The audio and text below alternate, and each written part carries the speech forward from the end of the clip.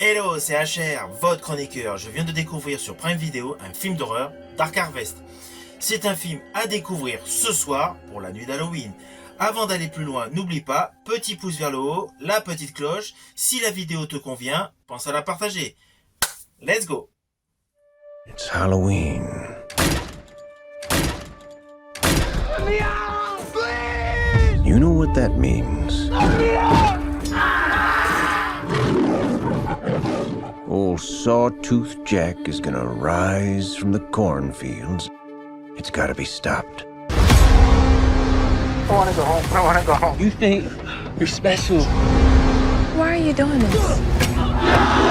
If you're born in this town, you're cursed. I'm ending this. Tonight. It ain't over. Tout d'abord, sachez que l'histoire est l'adaptation du comics de Norman Partridge. Alors, dès l'ouverture du film, il y a une grosse surprise, car nous découvrons immédiatement une bande de jeunes, à la nuit tombée, qui courent après un slasher, le côté inhabituel. Ils le maîtrisent, l'un d'eux tue le slasher, se extirpe le cœur de son corps et le mange. Toujours assez rapidement, nous découvrons la communauté qui est très contente de ce qu'il vient de se passer. Le gagnant reçoit une corvette et il a le droit de quitter la ville. Voilà, c'est le postulat de base du film. De nouveau, très rapidement, on fait un bond d'un an, on arrive à la fameuse nuit où les ennuis vont à nouveau recommencer avec cette chasse à l'homme sur le slasher. C'est très étonnant comme postulat d'histoire. Habituellement, nous avons davantage l'habitude que le slasher poursuit les jeunes. Là, c'est l'inverse, avec le fameux Jack Dempsey. Néanmoins, il faut qu'ils arrivent à capturer le Jack Dempsey avant qu'il arrive jusqu'à l'église. C'est la seule condition. Là, vous avez la trame de base de ce film horrifique. Alors, ce qui fait que c'est un film à découvrir ce soir entre amis, c'est qu'il correspond complètement à la période d'Halloween. Au slasher se déroule durant la nuit d'Halloween. À cette chasse se rajoutent, bien évidemment, plusieurs arcs narratifs concernant donc les habitants de cette ville. Nous avons d'un côté des gens donc un peu plus aisés que d'autres, donc distorsion sociale, il y a des privilégiés qui ne vont participer pas à cette chasse, d'autres qui participent, d'autres qui sont obligés d'y participer. Au début, on ne comprend pas vraiment pourquoi. En plus, c'est une chasse qui est réservée exclusivement aux hommes, avec des tempéraments d'adolescents légèrement bourrins, forcément. De surcroît, la quasi-totalité du film se déroule la nuit, pour accentuer l'effet frayeur. Alors, lorsque l'on observe bien tous les détails, on n'arrive pas vraiment à discerner la temporalité de l'histoire.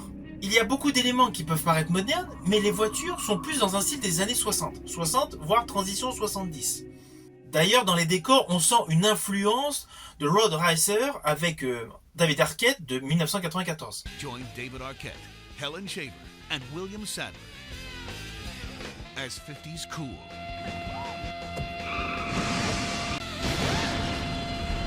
Road Racers. Alors concernant le réalisateur David Slade, c'est un spécialiste de films d'horreur. Il en a réalisé plusieurs. Il a même travaillé pour la télé. Mais concernant le cinéma, il a réalisé en 2005 Hard Candy. Who are you? Playtime is over. Now it's time to wake up.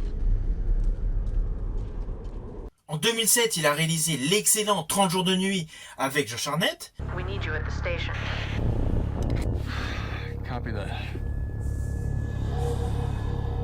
Board the windows. Try to hide. They're coming. They? Who are they?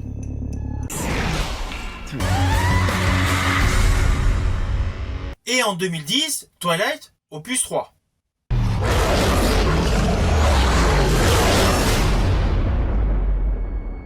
Et là, pour 2023, il revient avec Dark Harvest pour Prime Video. You're cursed. I'm ending this. Tonight. It ain't over.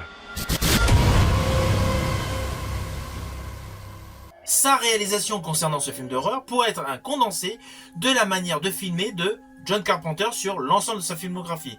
Mais je pense principalement à L'Antre de la Folie et essentiellement à Halloween.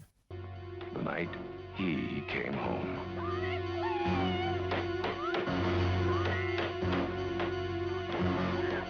À cela s'ajoute un effet visuel et surtout d'histoire assez cohérent qui correspond à la saga La Purge.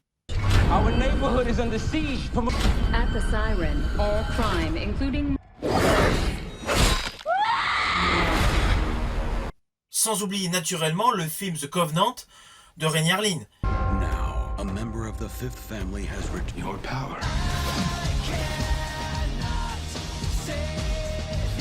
He's using her against all of us.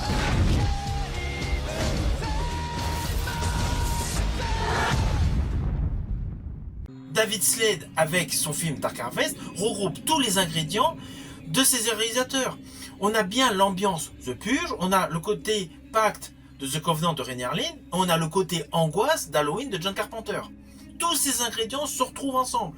En plus, nous, on a la même manière de filmer, essentiellement que John Carpenter, on a les mêmes contrastes utilisés que Rémi Harlin, on a les vrais jeux de lumière qu'utilisaient ces trois réalisateurs. En un certain sens, Dark Harvest est un hommage à une tranche de cinéma horrifique. Ça confère un atout supplémentaire pour le découvrir. Ce que je vous conseille d'ailleurs. Alors concernant le casting, il n'y a pas de tête d'affiche. Pour ce style de film, ça peut être une plus-value, car on ne sait pas qui peut s'en sortir. Généralement, quand on a une vedette dans un film d'horreur, on se doute qu'elle va s'en sortir. Là, l'avantage, c'est que personne n'est célèbre, résultat, n'importe qui peut s'en sortir, n'importe qui peut mourir. Tout est possible. Cependant, parmi les personnages, il y en a un que j'affectionne particulièrement, c'est l'officier de police. Il est impitoyable, il est extrêmement sévère, son jeu est parfaitement maîtrisé par l'interprète. Il fait penser essentiellement à Ron Perlman dans Jadis, l'adaptation de Stephen King, Désolation. Based on the #1 bestseller, Stephen King's Desperation. They reopened the mine, the old China pit. Whatever's happening here, I think it came from over there. I'm gonna kill you when things are just starting to get interesting. Desperation. Tous les acteurs sont convaincants. Et c'est indéniable que lorsque l'on regarde tous les jeunes, ces moissonneurs de la confrérie des moissonneurs, on est obligé de penser aux Enfants du maïs de Stephen King. L'influence est bien là. The nightmare in Gatlin, Nebraska. That nightmare is in the corn. Stephen King's Children of the Corn. À cela s'ajoutent des effets pyrotechniques parfaitement maîtrisés. Je pense notamment à une certaine scène dans le film. Le contraste de la lumière dégagée par le feu avec la nuit, c'est royal. Cela accentue une fois de plus au fil de l'histoire, au fil du déroulé du film, des contrastes de lumière. Ce que David Slade a utilisé sur la totalité du film. Alors la créature, Jack Dempsey, elle est hyper flippante. C'est une innovation en termes de slasher. Imaginez un tueur avec une tête de citrouille, fallait y penser. En plus pour Halloween, forcément. Mais il fallait y penser. Alors le dénouement de l'histoire est très cohérent. Même si on a l'habitude de voir beaucoup de films de slasher, on ne peut pas du tout imaginer comment ça se termine. D'ailleurs, à ce sujet, n'arrêtez pas de regarder le film dès que le générique commence, car la vraie fin du film, elle est après quelques lignes de générique. Il faut vraiment rester jusqu'à la fin.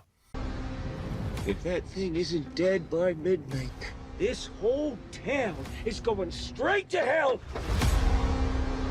I want to go home. I want to go home. You think you're special? Why are you doing this? If you're born in this town, you're cursed. I'm ending this. Tonight. It ain't over. Alors au final, ce n'est pas un grand film d'horreur, mais c'est un bon film d'horreur qui rend hommage au film Jadis de John Carpenter. David Slade a réussi son pari, tous les codes du genre y sont. Vous avez le côté slasher, vous avez le côté chasse à l'homme et vous avez le côté Halloween. Tous les ingrédients pour la nuit d'Halloween qui est la nuit de ce soir. Je vous invite à le découvrir au plus vite sur Prime Video. Quant à moi, je vous dis à bientôt pour une prochaine chronique.